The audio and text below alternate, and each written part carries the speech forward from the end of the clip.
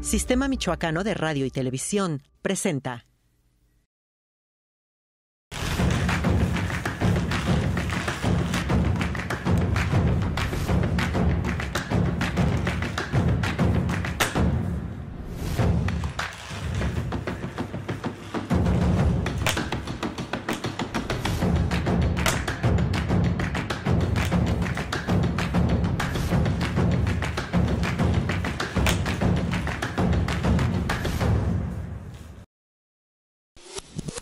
Diría una interesante charla con el arzobispo pacificador en el estado de Michoacán. Estamos hablando de Carlos Garfias Merlos, quien nos dirá fortalezas, debilidades de la Iglesia Católica y por qué no se excomulga a los criminales.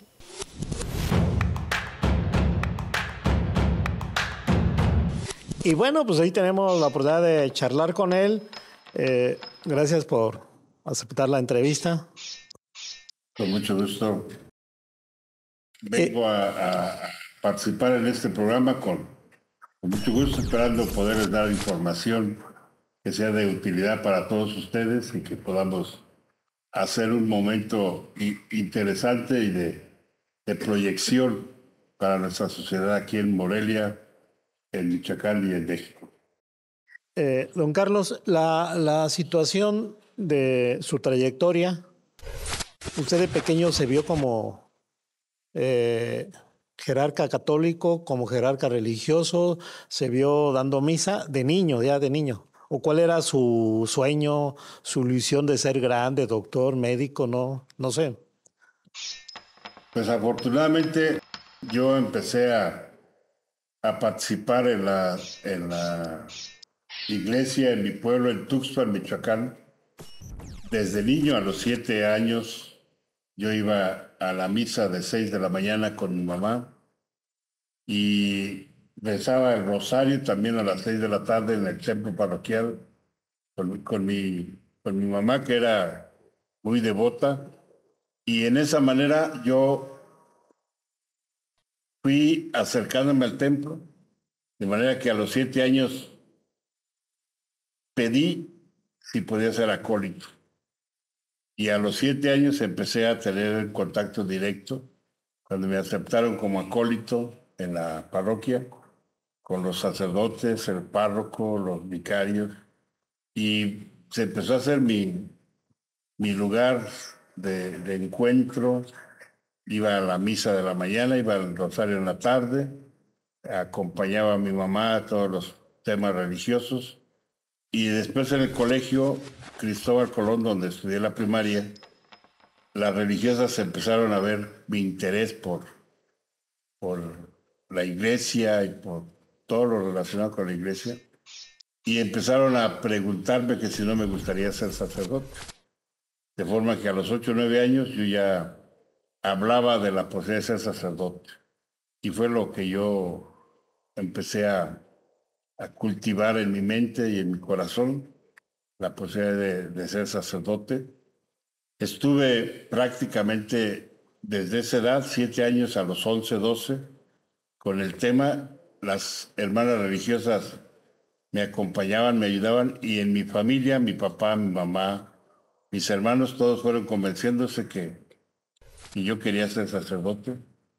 Me vine al seminario a los 13 años, ya con la convicción de ser sacerdote. Aquí en la capital. Aquí en Morelia, sí. Y estuve en el seminario de los 13 a los 24 años y convencido de ser sacerdote. Ciertamente, en algún momento, cuando llegué al seminario, sobre todo, que recibí el contraste del colegio en Tuxpan, pues donde era yo el bien portado y era el de buenas calificaciones. Sí. ¿Era de 10? Claro, sí. Pues venía de puro 10 al seminario, y llegué al seminario y había materias o había temas que no conocía. Entonces empecé a sacar 7, 8, ¿no? Para mí fue golpazo, ¿verdad? ¿Y nunca tronó? Sí. No. No, gracias a Dios, no. Tuve, por ejemplo, ahí algún evento en una clase de inglés que empecé a ver en un examen de inglés, que empecé a ver diccionario, yo dando por sentado que lo podía ver, y el maestro me Cachó. cachó y entonces me reprobó en ese examen. Y naturalmente que fue tan fuerte para mí el impacto que yo me quería salir del seminario por un hecho de esos. Fue fuerte el golpe para usted. Sí, muy fuerte, pero imagínate. Conservaba puros dieces y en un momento dado que me cachan según eso copiando. Afortunadamente ese día llegó una religiosa que siempre estuvo muy al pendiente de mí, y ya cuando yo andaba viendo cómo hacerle para irme al pueblo, ella ya me tranquilizó y me dijo de qué se trataba, y entonces me ayudó. Pero sí fue de los momentos fuertes el tema académico, porque además, pues aquí tenía más competidores. O sea, tenía varios compañeros que tenían muy buenas calificaciones. Y allá en el pueblo, pues yo era El rey. el rey. Y entonces, ahí, ¿a los cuántos años estábamos hablando de edad? ¿Cuántos años tenía? Cuando la entrada al seminario, entré a los 13 años. ¿Y salió? Y salí a los 24, ya sacerdote.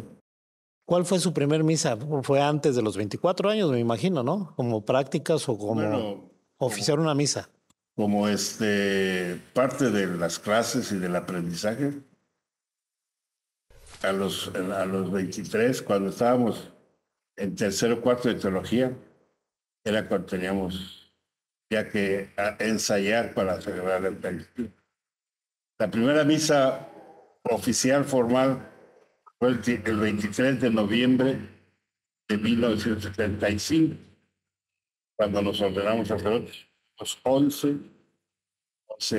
compañeros que nos ordenamos el mismo día, 23 de noviembre de 1975.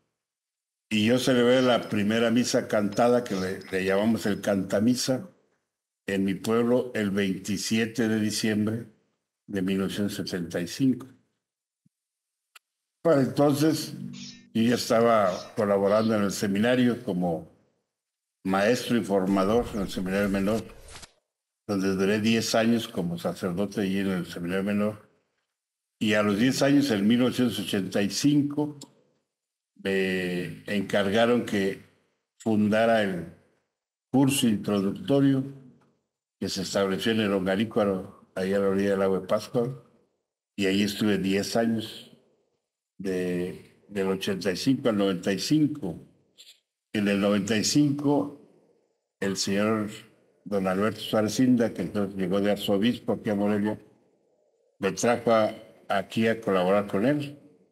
Estuve colaborando con él un año, y en julio del 96 me nombraron obispo de Ciudad Altamirano.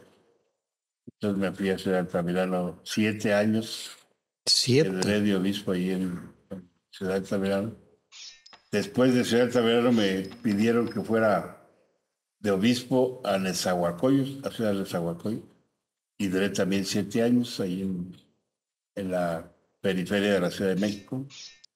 Y después de ahí fui nombrado arzobispo de Acapulco, y duré en Acapulco 6 años y medio de arzobispo. Entonces, el 17 de enero del año 2017, me nombraron el 5 de noviembre del año 16 me nombraron arzobispo de Morelia, y llegué aquí a Morelia como arzobispo el 17 de enero de 2017. Y estoy aquí, voy a cumplir 7 años aquí. 7 años. ¿Dentro de los estudios se habla licenciatura, maestría, doctorado?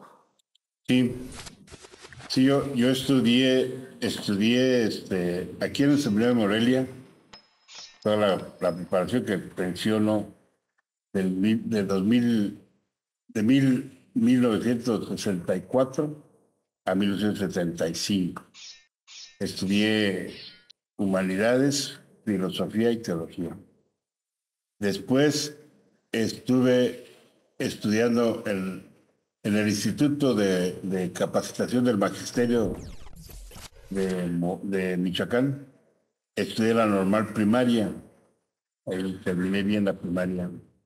Eso fue a raíz de que me encomendaron estar al frente del Instituto Vasco de Quiroga, que en ese momento le llamábamos la secundaria del seminario, y que hoy es el IBQ. Es un instituto que está ahí en Vistabella, con preparatoria, y andamos viendo a ver si se puede tener la posibilidad de hacer una universidad católica. Monseñor, nos permite, vamos a hacer una pausa y regresamos para adentrarnos a, ya viene la cuestión de la maestría y el doctorado. Regresamos, estamos con el arzobispo Carlos Garfia Merlos, quien nos atiende en su casa. Gracias. Monseñor, nos quedamos en la parte B, pero antes, cuando finalizó el primer bloque, no sé por qué inconscientemente di gracias, pero gracias de qué, porque todavía el programa no termina, pero bueno, fue un lapsus ahí que tuve. Estábamos en la parte... No lo veas como lapsus, con algo muy significativo aquí en el público. Dar gracias es una aprendizaje extraordinario que uno puede aprender constantemente. Eso sí. Monseñor, el asunto de la maestría y el doctorado, nos quedamos que nos iba a platicar sobre eso. Sí, sí, yo decía, estudié la primaria en el Instituto Michoacano de Capacitación del Magisterio y comentaba que lo hice en razón del encargo que me hicieron de estar al frente del IBQ. Con el tiempo, yo por el tiempo que duré en el seminario, estuve recibiendo talleres diferentes de capacitación, sobre todo de psicoterapia, de didáctica, de pedagogía. Entonces traje la inquietud grande en un momento dado de sistematizar mis estudios. Y en un momento dado, un sacerdote que estaba al frente de la Facultad de Espiritualidad de la Universidad Pontificia de México me ofreció ayudarme a revalidar mis estudios. Fui con él y en un momento dado, cuando me presenté, me ofrecía empezar desde el bachillerato en la universidad. Dije, no, hermano, ya llevaba yo 10 años de sacerdote y ya tenía experiencia y preparación, aunque no fuera sistematizado. Y ya cuando salía yo de que él me dijo que no, ten ese tríptico, a lo mejor te ayudas. Y ofrecía a la Universidad Intercontinental una maestría y doctorado en psicoterapia y espiritualidad. Y dije, esto es lo que yo ando buscando. Y me fui a la UIC, a la Facultad de Psicología, y el director de Psicología, cuando empezó a entrevistarme, me dijo, no, tú eres como dicen, grande, ¿cómo dice?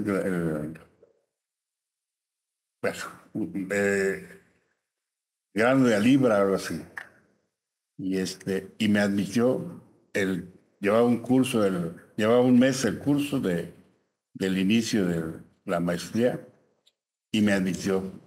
Me aceptaron lo que yo había estudiado en el seminario y la normal primaria como licencia, y entonces de esa manera pude inscribirme e hice los 4 años, 2 de maestría y 2 de doctorado en psicoterapia y espiritualidad.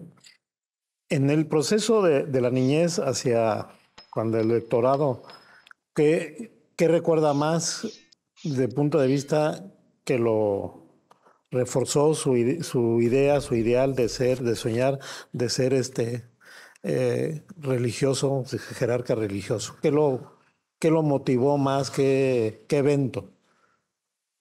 Bueno, en realidad, académicamente yo siempre me he visto atraído por 2 aspectos del ser humano y de la vida humana. Uno es la omnipotencia de Dios que a mí siempre me ha fascinado, entender que Dios es omnipotente y que Él nos ha dado libertad, es el otro elemento. Entonces Dios, teniendo toda la potencia, todo el poder dijéramos, del mundo, al hombre lo ha hecho libre. Esa parte a mí me fascina, ¿verdad? Y lograr conciliar la omnipotencia de Dios con la libertad humana ha sido el trabajo que yo hice cuando estudié filosofía sobre eso, ha sido para mí el mejor momento de intelectualidad, de profundidad académica. Y esa parte es la que me fascina, pues insisto. Ahora, lograr en mi vocación entender que yo soy sacerdote, soy llamado a ser sacerdote porque quiero estar cerca de Dios, eso o sea, para mí es el primer punto. Y el segundo, porque quiero servir al hombre, quiero servir a mis hermanos, quiero servir al otro. Y de hecho yo lo expreso de la manera más sencilla, diciendo, la complicación que yo siempre tengo en la vida es por ayudar a otro. Personalmente, gracias a Dios, he tenido lo necesario desde mi familia, mis papás.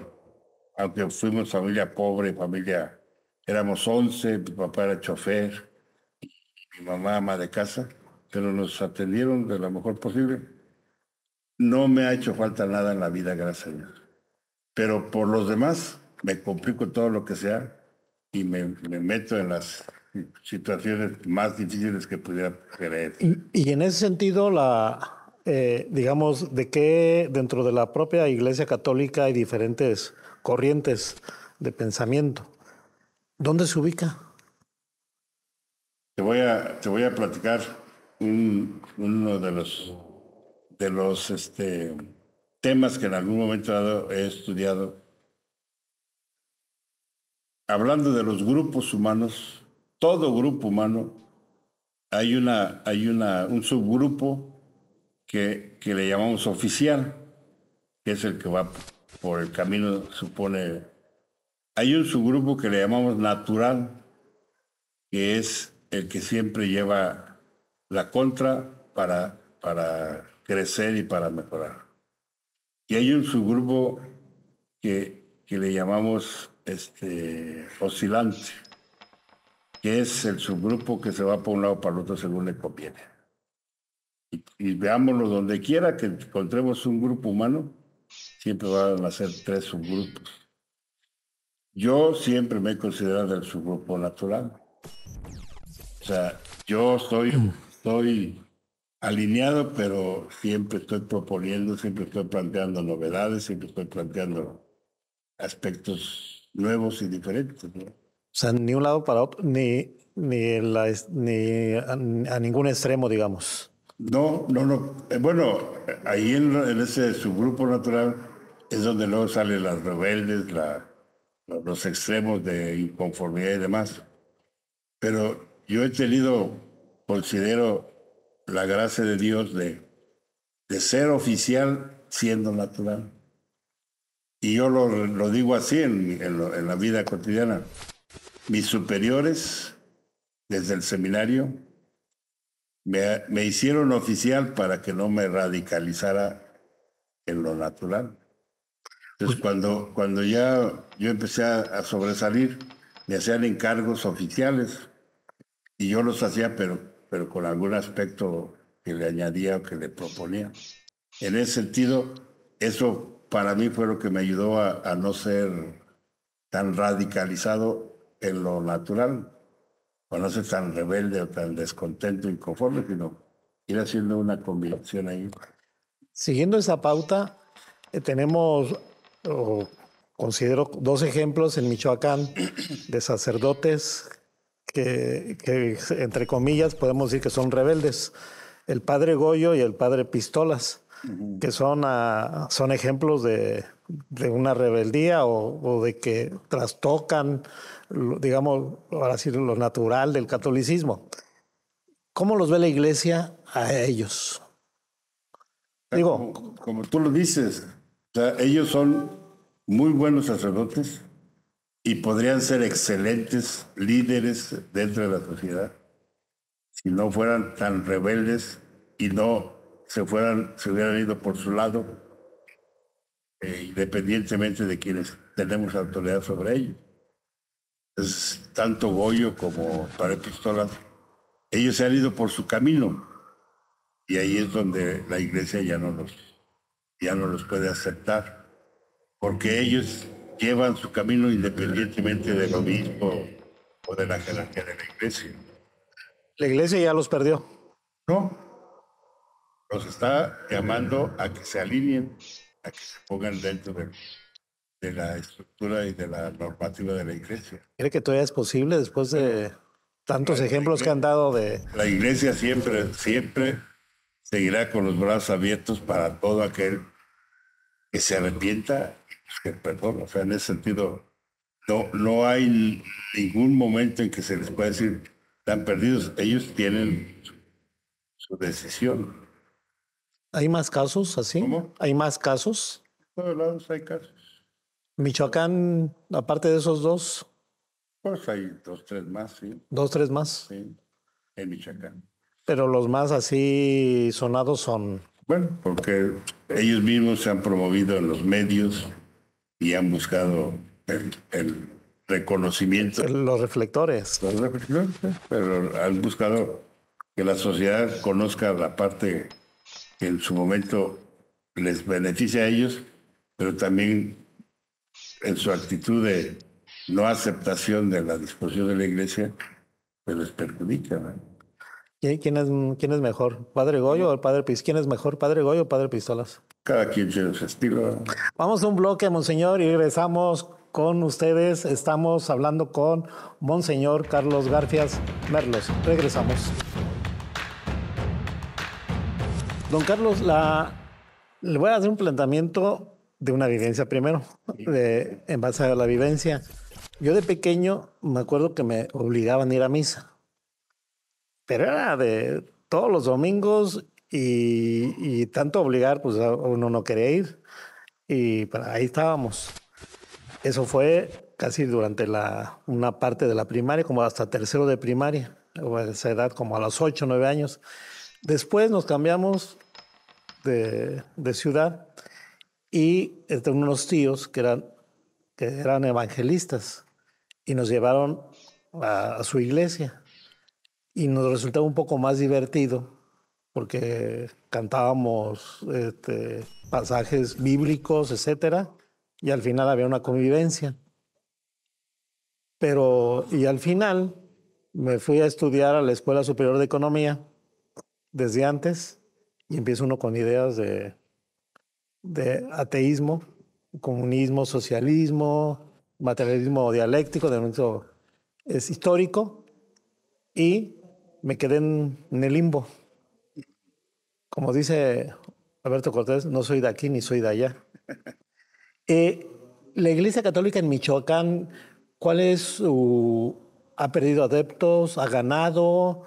Los demás religiones los han captado, ¿cómo podemos ver el parámetro de esta situación?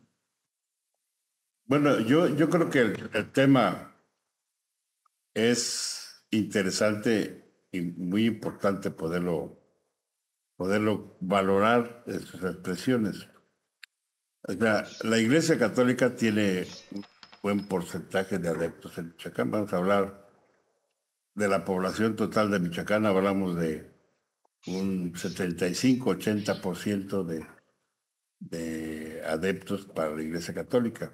Y el otro 20-25% está distribuido entre las demás expresiones de fe. Eso creo que es un porcentaje pues, que habla de... Ahora, ciertamente la Iglesia Católica ha perdido adeptos, porque hace 40, 50 años pues éramos 85-90% los católicos y hoy somos menos. En ese sentido se ha perdido. Pero por otro lado, se ha ganado con el tema interreligioso. O sea, hoy ya no nos vivimos peleando los de una religión con otra, sino ya podemos convivir y podemos estar en la expresión de unidad. Y en ese sentido pienso que ha sido un avance importante. Yo soy vicepresidente del Consejo Interreligioso aquí en Michoacán y somos cuatro expresiones de fe, Más Vida, evangélicos, la Iglesia de Jesucristo de los Últimos Días, también evangélicos, los musulmanes y los católicos. Acabamos de hecho de tener hace unos días la oración unida, que es un momento que nos juntamos las cuatro expresiones de fe, hacemos una oración todos juntos, cada quien desde su propia profesión de fe, y nos juntamos los pastores, nos juntamos con las feligreses, y fue un momento bonito, lo tuvimos aquí en el centro de convenciones, y ya lo hemos tenido cada año. Este es el 4º año, si no recuerdo mal, de esta oración unida, pero además nos reunimos cada mes, cada 2 meses, los que formamos el Consejo Interreligioso, y eso nos ayuda mucho. Creo que no es tanto, ahora sí que la competencia y el querer ganar los adeptos, prosélitos, los nuevos adeptos, sino es caminar juntos. Y yo creo, sobre todo en el tiempo de conflicto, en el tiempo de emergencia, en los tiempos de crisis, yo lo viví mucho en Acapulco y aquí en Morelia lo hemos vivido con el Consejo Interreligioso, ayuda mucho que los adeptos, los fieles de las diferentes expresiones de fe nos vean juntos. En ese sentido, yo te diría algo en relación a tu experiencia personal. Lo he platicado también en 2 o 3 ocasiones. En mi pueblo, en Tuxpan, éramos tres grupos religiosos, los evangélicos, los protestantes y los católicos. Y nos la vivíamos peleando. Si los protestantes pasaban por donde vivíamos los católicos, pues les decíamos sus cosas y hasta los apedreaban. como en Irlanda. Y al revés, y nosotros pasábamos por donde ellos vivían, igual. Nos apedreaban, y sobre todo ya hicieron chamaquillos, ¿verdad? Pues eso yo lo viví en la primaria. Y igual los evangélicos. Y estaba separado el pueblo. Una parte de evangélicos, la parte de los católicos y la parte de los protestantes. Y ahora tener yo esta experiencia de la relación con los pastores y poder convivir, poder hacer oración juntos. Parte de ese curso del doctorado fue que a mí me tocó tener experiencia de conocimiento de la religión judía, la religión musulmana, la religión budista, y todas las expresiones de fe de los cristianos. Y eso también a mí me ayudó mucho, ¿eh? A hacer oración como budista, hacer oración como musulmán, conocer la estructura interna de las diferentes religiones. Eso para mí ha sido muy importante en este contexto de ahora, sobre todo cuando vienen los conflictos, vienen las situaciones de fenómenos naturales, fenómenos sociales y situaciones de controversia, el poder dar signo de unidad como religiones ha sido extraordinario. Antes de irnos a un corte, ¿qué religión le ha impactado más? Si quiere me lo dice regresando. Estamos con el arzobispo Carlos Garfias Merlos. Regresamos. Bien, regresamos. Para mí una pregunta interesante, no porque la haga yo, sino porque de lo que se derive.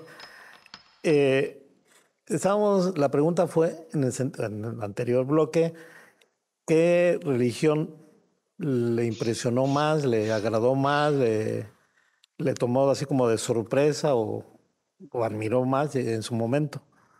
¿O cuál le llamó la atención más? La religión católica para mí pues, es la religión que me ha traído toda la vida y que ahora, con la responsabilidad que tengo, pues me significa mucho cada aspecto que puedo tratar. Por ejemplo, para mí impresionante de todas las religiones es la oración. Las diferentes formas como cada quien se comunica con Dios. Que al final de cuentas es lo más importante como instrumento para estar cerca de Dios, que es lo que todos anhelamos. Y es por lo que todos pertenecemos a una religión. Ahora, por ejemplo, a mí me significa mucho lo de los islamitas, el que cuando hacen oración, todos se orientan hacia la Meca, hacia el lugar central de su culto. Esa parte me llama mucho la atención. Y las abluciones que hacen ellos para poder hacer oración, de cómo purifican hasta externamente su cuerpo. Y esa parte, yo creo, nosotros con la Iglesia Católica lo tenemos, pero no tan explícito. Pone que nuestro punto de referencia siempre es el Vaticano, la Basílica de San Pedro, y también nos purificamos para hacer oración, nomás que no tan externamente como lo hacen los islámicos, ¿verdad? Esa parte es lo que podría decir. En una autocrítica podemos hablar de fortalezas, debilidades, que ahora no llaman debilidades, sino, iba a decir que es una jalada, pero eso es que áreas de oportunidad. Pero en una autocrítica, ¿cómo podemos decir que somos los que son católicos? ¿Cuáles son sus fortalezas y cuáles serían sus debilidades? O cuáles serían lo pendiente, lo que les hace falta. Bueno, yo creo que definitivamente la fortaleza del católico y de todo creyente es la espiritualidad. O sea, quien tiene la relación con, con el centro de la fe, por ejemplo, el caso nuestro es con Cristo, y a través de Cristo encontrar a Dios, esa es la mayor fortaleza. Y la mayor debilidad es el alejamiento de esta relación. O sea, hoy hablamos, por ejemplo, ¿por qué hay tanta violencia y tanta agresión en el mundo? Decimos porque se ha perdido Dios. O sea, ya el hombre no tiene tan automática la relación con Dios como se tuvo en algún tiempo. Y ahí surge más agresividad, surge más violencia, surge más envidia, surge más descalificación, más discriminación. ¿Y qué es lo que en su momento nos puede ayudar a recuperar la paz, la unidad, la armonía? Pues nos puede ayudar a recuperarlo el acercarnos más a Dios. Y para el católico es acercarnos más a Dios a través de Cristo, con todo lo que nos implica la Iglesia Católica. Para los demás cristianos es encontrar el regreso a Dios a través de Cristo. Para el islamita es a través del Corán y de la Meca y de Mahoma, ¿eh? O sea, el profeta de ellos. Entonces, ese es un poco, por eso digo, es para la Iglesia Católica, pero también para todos los de las demás religiones. El judío es a través de Dios, del pueblo de Israel, a través del encuentro con Yahvé, con el Dios por quien el Dios pues de los judíos, ¿verdad? Entonces es parte de esa parte, de ese ir entendiendo lo que significa la religión para cada uno de los adeptos a la determinada religión que profesan. Es evidente que hoy en día, en la actualidad, pues muchos adoptamos actitudes, yo diría, hipócritas, de doble cuestiones figurativas. Por ejemplo, el hecho de ir un católico el domingo a misa o a confesarse, para él ya está perdonado todo lo que hizo durante la semana, cuando hizo desmadre y medio o pecó en demasía. Esto, ustedes cómo lo ven, cómo lo tratan de evitar o de amengolar ese tipo de actitudes? Bueno, esta es la parte que llamamos moral en la religión. Y la moral es hacer la conciencia de los propios principios con los cuales tú te vas a guiar en tu vida. Y esa es una responsabilidad personal. Nosotros, los ministros religiosos, los jerarcas, llamámosle en este caso en la Iglesia Católica, tenemos la misión de ayudar al feligrés, pero la responsabilidad es del feligrés. La responsabilidad y el compromiso es del bautizado. Y en esa parte, por más que hagamos mientras el sujeto no asuma su identidad, su responsabilidad y su compromiso, por más que le hagamos desde fuera señas, no, o sea, seguiremos haciéndolo y es parte de la misión que tenemos quienes asumimos una responsabilidad así en la Iglesia Católica. Pero finalmente es ayudar a que el sujeto tenga conciencia, tenga su identidad y asuma su responsabilidad y compromiso. Y cada vez es menos la frase de lo que quiera Dios. Es decir, me enfermo y dice, no, pues si Dios se lo quiere llevar, que se lo lleve. Lo que quiera Dios. Lo que quiera Dios es que no encuentro trabajo, pero pues lo que quiera Dios y encuentro algo, pues ya es lo que quiso Dios. Esa palabra ya es menos recurrente o todavía está muy, porque era Bueno, mucha masificación de esa frase. yo creo que sigue utilizándose mucho, pero ahora con mayor conciencia, Con otra connotación. con más conciencia Ok. de quien lo dice. O sea, por ejemplo, yo te digo, pongámonos en las manos de Dios, pidámosle a Dios, hagamos la voluntad de Dios. Y eso, por decir, te voy a poner una anécdota y experiencia. Había un alumno del seminario que cuando se planteaba alguna situación, yo siempre decía, pues vamos a ponernos en las manos de Dios. Pues en sus manos de Dios. Siempre me decía eso. Pero no, pues es que de todas maneras, ¿qué vas a hacer tú si le pedimos a Dios y si nos ponemos a cumplir su voluntad? Pero toda la vida él ya murió, toda la vida me reclamó eso. Y yo lo sigo haciendo, sobre todo en los momentos más críticos, ¿verdad? Por ejemplo, ahora que me contagié del COVID y que pues estaba todo ya marcado que ya me iba yo a morir, pues todo el mundo me daba por muerto. Y que en lo poca conciencia que yo tuve y cuando ya empecé a recuperar la conciencia, lo que Dios diga, estamos en las manos de Dios. Si Él me recoge, qué bueno, si me da oportunidad para seguir viviendo, gracias a Él. Pero esa ya es la experiencia personal. Hay mucha gente que lo usa por lo que Dios diga. Estamos en las manos de Dios. Ahora, yo creo que definitivamente cuando nos ponemos en las manos de Dios y en lo que yo te decía hace rato, le damos gracias a Dios, la presencia de Dios es más manifiesta y es más... Monseñor, vamos a otro receso. Regresamos para el último bloque. Se me está yendo muy rápido y los temas se van a quedar archivados que tengo. Regresamos, estamos con Monseñor Carlos Garfia Merlos y regresamos para el último bloque. Monseñor, entramos a la última etapa de esta fase, de esta entrevista. Hay también una frase que dice que todos somos hijos de Dios, pero somos muy diferentes entre nosotros como hijos, unos bien portados, otros mal portados, y etcétera, ¿no? Vemos pues, ahí de todo un poco. La gran pregunta es, que yo siempre me he hecho, ¿por qué no excomulgar a los criminales que cometen delitos atroces contra gente y defensa? Es decir, la masacran, bueno, vale la palabra, la descuartizan, asesinan niños, mujeres, indefensos, con mucha impunidad. ¿Por qué no excomulgarlos?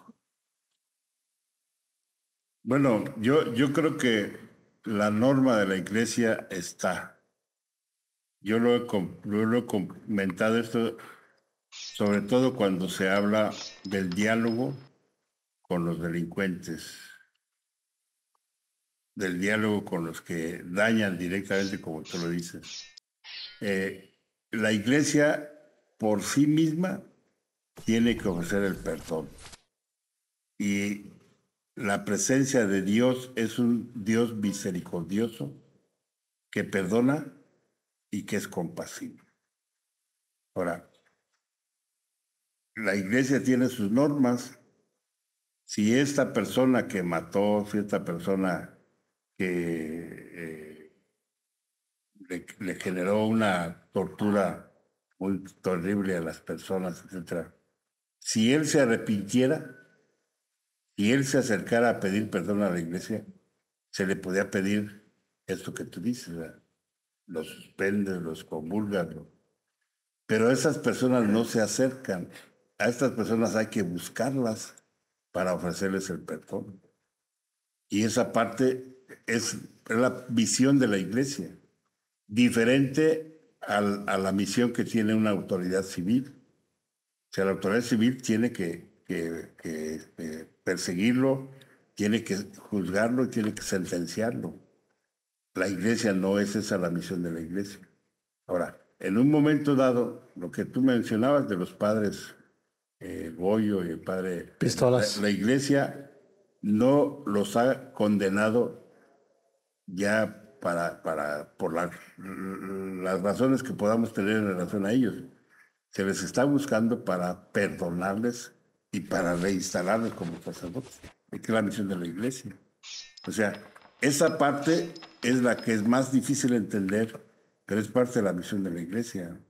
En Guerrero, cuando el señor obispo don Salvador Rangel proponía que dialogáramos con los sicarios, el gobernador se oponía, porque él decía, yo no puedo dialogar con un delincuente. Que están fuera de la ley. Y tiene razón, que como autoridad civil, pero como iglesia, Sí. el obispo, el sacerdote, tiene que ofrecer el perdón y la misericordia, que es el Dios que nosotros presentamos en nuestra fe.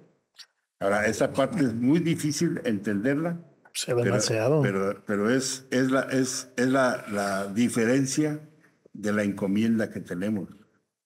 Yo puedo aquí hablar con el gobernador para otros temas, pero a quien le toca hacer la justicia en el tema civil es a él. A mí me toca atender espiritualmente a los pecadores y ofrecerles el perdón. Es que, por ejemplo, se me vienen a la mente escenas donde un sicario, por decirlo lo menos, se persina, le reza a Dios, a Cristo, a la Virgen, para ir a hacer un operativo y matar a otras gentes. Entonces le pide a Dios, a Cristo, que lo regrese vivo. ¿Dios hace caso a eso? Pregunto. ¿Sí?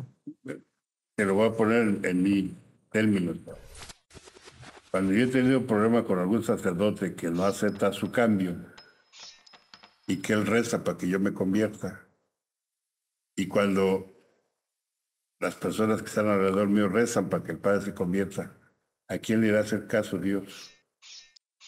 Ok.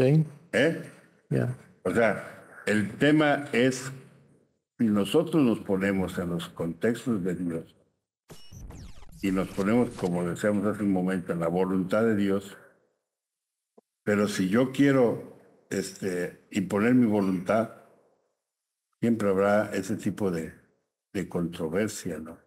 Lo que tú dices, ¿a quién le hace Dios caso? Pues hay que seguir nosotros buscando la verdadera relación con Dios y haciendo la oración auténtica para poder resolver esas situaciones que a veces son tan controvertidas, porque ya no es la voluntad de Dios, es tu voluntad contra la mía. Y entonces ahí entra si es el sicario, si es la autoridad civil, si es el sacerdote, si es el abogado, en fin, o sea, pero el tema es que todos buscáramos realmente la voluntad de Dios. Y entonces ahí podemos ir encontrando respuesta y camino a estas situaciones. Ahora, por ejemplo, es interesante, pienso que puedo mencionarlo, el tema de Aguililla, cuando se dio lo de Aguililla. Todos los que estuvimos buscando ayudar a resolver, y en un momento dado se quedaba el tema entre el pueblo de Aguililla con el gobierno del estado o con el presidente municipal o con el obispo de Apaxingán. Pero al fin de cuentas, yo personalmente estuve queriendo colaborar y ayudar y estuve dialogando con el señor obispo, estuve dialogando con gente del gobierno del estado, estuve dialogando con el presidente municipal, la gente de allá. ¿Qué fue lo que finalmente se resolvió cuando dijeron ya hay libre tránsito? El gobierno del estado facilitó el libre tránsito. Allí hubo muchas cosas para que se lograra llegar al libre tránsito. Negociaciones. ¿Sí? Y entonces, en todo ese contexto, otro ejemplo, no sé si me da todavía tiempo, pero, por ejemplo, cuando Ayotzinapa, yo estaba en Guerrero, yo era el arzobispo de Acapulco, y cuando Ayotzinapa, yo le propuse al presidente de la República, entonces Peña Nieto, que por qué no se comprometían a poner todos los sicarios, hablaban de 90 sicarios que tenían ya detenidos como posibles culpables de la desaparición de aquellos muchachos.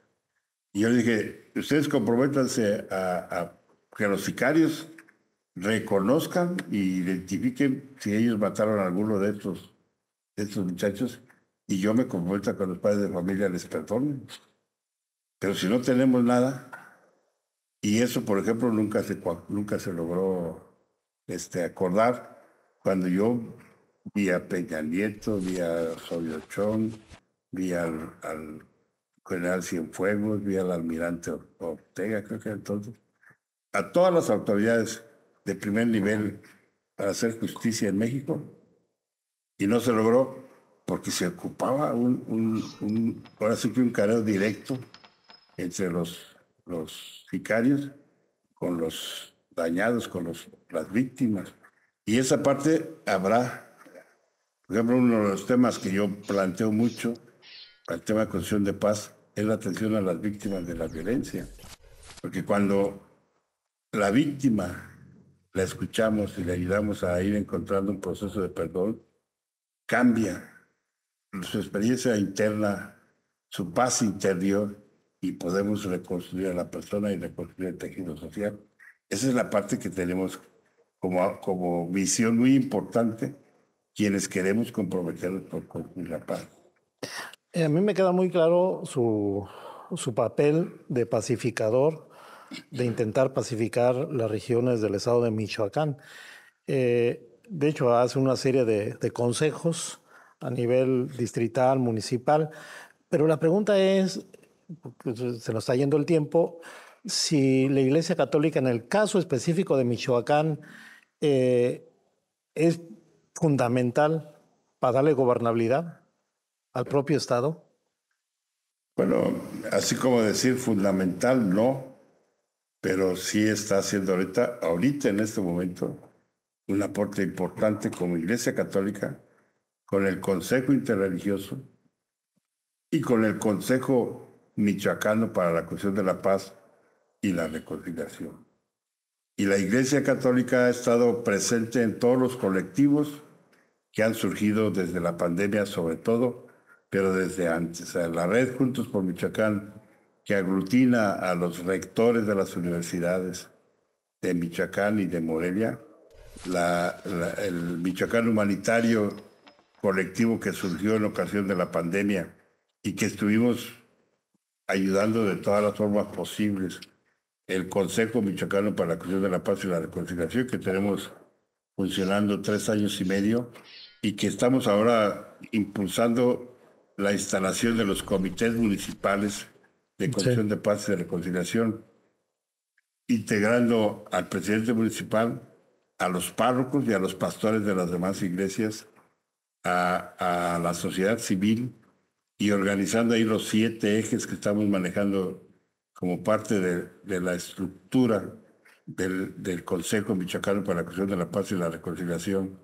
Eso pienso, llevamos 14 municipios y hay mucho interés en los municipios. Sí. Estamos por empezar con Guanajuato, porque también yo tengo territorio de Guanajuato, y estamos hablando ahorita, por ejemplo, con además de que ya hablamos con el gobernador, estamos hablando con el presidente municipal de Tarimoro, el presidente municipal de Pénjamo. O sea, en ese esfuerzo, y es una aportación tanto del Consejo Michoacano como directamente de la Iglesia Católica y del Consejo Interreligioso. Monseñor, ya estamos nada más, la última pregunta, si puede en 10 palabras, iba a decir letras, palabras. ¿Ha sufrido bajas la Iglesia Católica en ese paso de pacificación, ese aporte de pacificación? No, ¿En Tierra Caliente, sufrido bajas? que yo tenga información, no. Bien. O sea, la Iglesia en un momento dado ha tenido eventos, pero no son así directamente por ocasión de ser pacificadores. Es como el padre que en un momento dado se le golpeó en la carretera y que decían que era porque era sacerdote. Pues esos son temas que habría que investigar muy bien y poderlo tener la certeza, porque hace mucho daño el que yo diga que me pasó aquí un evento saliendo de mi casa y que es porque soy el obispo. No es así tan. Pues le agradecemos la plática, se nos fue el tiempo, quedaron más de la mitad de los temas y le agradecemos mucho, don Monseñor, don Carlos, le agradecemos mucho la plática y yo creo que nos da para 5 más. Estamos a tus órdenes. Me da mucho gusto saludar a tu auditorio, a todos los que han estado escuchando esta conversación. Y por mi parte, pues estoy siempre dispuesto para lo que yo pueda platicar y lo que podamos aportar, sobre todo en este tema específico de construcción de paz. Yo hace ya varios años, es decir, desde el 2010, así más específicamente, pero toda mi vida yo cuando me ordené sacerdote puse en las estampitas de recuerdo: dichosos los pies del mensajero que anuncia la paz. Y esa es parte de algo que yo traigo como muy vivo en mi corazón. Y ahora que soy obispo le puse: Cristo es nuestra paz. Es mi lema episcopal. Y en ese esfuerzo estaré. Les agradezco mucho a todos su escucha, estoy a sus órdenes y les doy con mucho gusto la bendición, si les parece. Y yo con eso ya no tengo necesidad de confesarme. Bueno, de todas maneras hay que hacerlo. Hay que hacerlo. Por las dudas. Le damos las gracias, seguimos pendientes. El Señor esté con ustedes y la bendición de Dios omnipotente, Padre, Hijo y Espíritu Santo descienda sobre ustedes, permanezca para siempre. Amén.